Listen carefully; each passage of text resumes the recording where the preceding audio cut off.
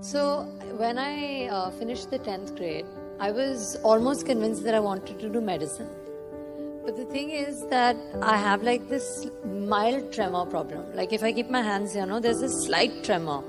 So I was like, okay, I can't do surgery, so let's not do this. Let's do law.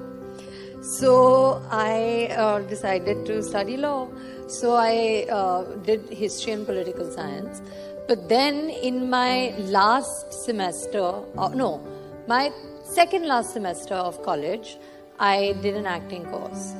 And I realized that as somebody that's loved studying, as somebody that till date loves reading, in a university like Columbia, in a city like New York, I did courses in every field. I did history, I did political science, I did chemistry, I did math, I did economics, I did literature, I did philosophy. I did courses in so many different things and enjoyed each and every one of them. But the rush I felt when I did theatre on stage, I've never felt like that. And that's when I knew what I'd known since I was a child. Because since I was 4, acting has been a dream. But then I got distracted because A, I was really fat, and B, I was really nerdy. I was very, very large. I was like 96 kgs, and of course I needed to lose weight for important reasons because I had PCOD. I still do. And I think that it was important for me to kind of get in shape also because it's like, keeps you healthier, and that's important. I absolutely love studying. So I used to really enjoy sciences. So till the 10th class, I had a blast doing sciences. In fact, I kind of topped the world in science. I don't mean to be funny, but I got 100% in my chemistry, physics and biology boards in the 10th grade. But I've always been like a historian by nature. I mean, I can read history books like right now.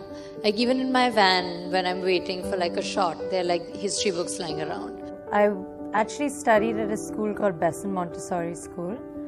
And my parents were very keen that I get admission in that school.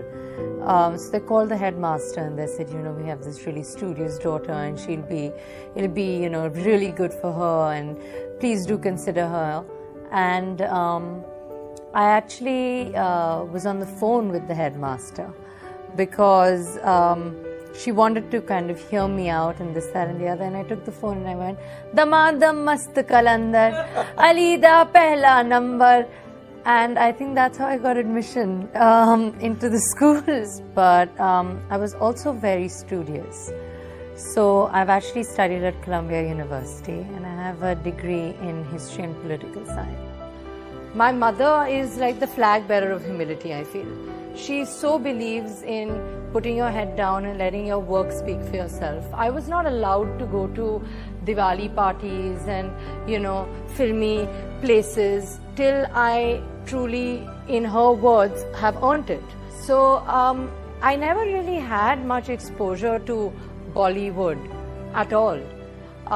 So I actually don't really think that I come from a family of stars. I also don't look at myself as a star. My father inculcated in me very early in life. He said that education is of prime importance. But more than that, I think to find your own place in any institution is the most important. So whether it's the subjects that you do, the university that you apply to, or the essay that you write, the one piece of advice that I would impart is do it honestly and do it yourself. Because there's a reason that universities ask you to write essays. I got rejected from Oxford University, which is in England, which was my dream. It was my dream school to go to Oxford and I didn't get in. And I thought that the world was going to end that day. I didn't know what to do. I called my mother up hysterically crying, saying, Mom, I've gotten rejected from Oxford. I don't know what to do. And then sure enough, the Common Apps came in and I got into Columbia. And those 3 years that I spent in New York, I would give an arm and a leg to do it again. A lot of people, and it's almost natural if you want to become a doctor or a lawyer, that you need a degree to support that.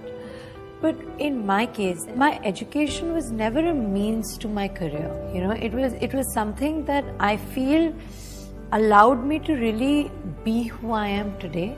So it was way more personal than professional. So I think that being an educated person, I think firstly it gives you confidence. Then it gives you a little bit of eloquence. It also teaches you how to live on your own, which is very, very important, because I come from a house where my mum is so protective. And she's not a smotherer, but she's a single mother, and a very good one, because she's never ever, I don't even know how she's done it, but she's never ever let me feel like there's anything in this world that I could want and not have.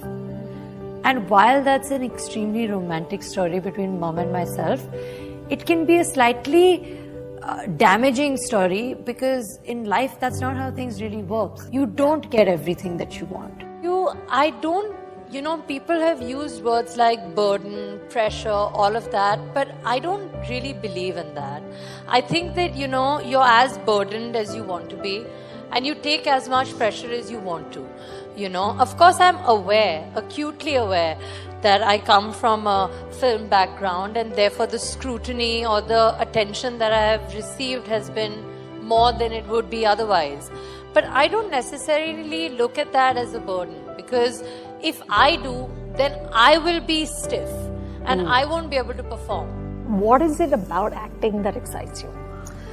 I think that the most exciting thing for me, and I'm saying this now having done 2 films, but I think the most exciting thing for me is that you forget who you are, between action and cut, and you attempt, or at least try to attempt, to do justice to somebody else's life and somebody else's story and somebody else's character, and that becomes you. And by doing that, I think that this profession allows us to live so many different lives and so many different experiences that we wouldn't have on our own, which is why we make films. We do things that are not necessarily real and not necessarily common. And I think that whether it's Simba or whether it's Kedarnath, acting has enabled me to feel and do things that I don't feel or do on a daily basis. So I think acting is like my way into this secret, maybe even more real life than we actually have.